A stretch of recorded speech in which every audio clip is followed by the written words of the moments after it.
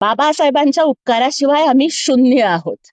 Doctor Babasaheb आंबेडकरांचा शिका, संघटित व्हा आणि संघर्ष करा हा विचार माझ्या आईबापाच्या मनामध्ये रुजला.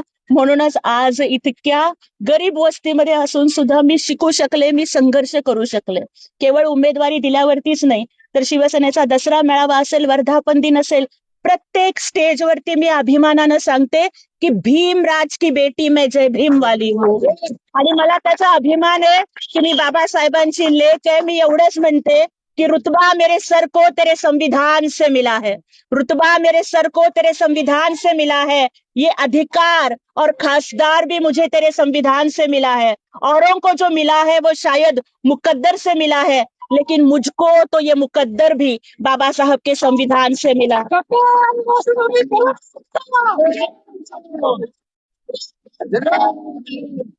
खर तर सोलापूरचे अनेक प्रश्न जे आहेत ते प्रलंबित आहेत, कारण दोन विरोधी पक्षातले खासदार या ठिकाणी असल्यामुळे कशा पद्धतीने आता सोलापूरच्या विकासाकडे, खरं तर महाराष्ट्रासाठीच आपली निवड आहे, विशेषतः सोलापूरकडे कशा पद्धतीने लक्ष असणार आहे, काय विजन आहे सोलापूर? सोलापूर ही माझी मायभूमी आहे आणि म्हणूनच मी आधी सोलापूरच्या या मायभूमीला आणि ज्या मातीमधून मी घडले त्या भूमीला नतमस्तक होण्यासाठी मी इथे आले.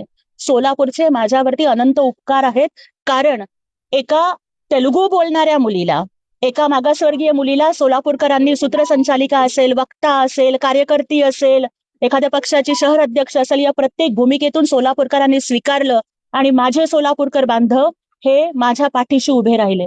त्यामुळे दिल्लीमध्ये गेल्यानंतर सुद्धा गल्लीला सोलापूरला विसरणार नाही. सोलापूरच्या मातीचा स्वाभिमान दिल्लीच्या दरबारामध्ये सुद्धा घुमवत राहील आणि सोलापूरला शोलापूर म्हणायचे ना, म्हणजे ब्रिटिशांना सुद्धा पळवून लावलं होतं 3 दिवस, असा माझा सोलापूर आहे. आणि हा सोलापुरी बाणा, महाराष्ट्राच्या मातीचा कणा दिल्लीत गेल्यावर सुद्धा विसरणार नाही.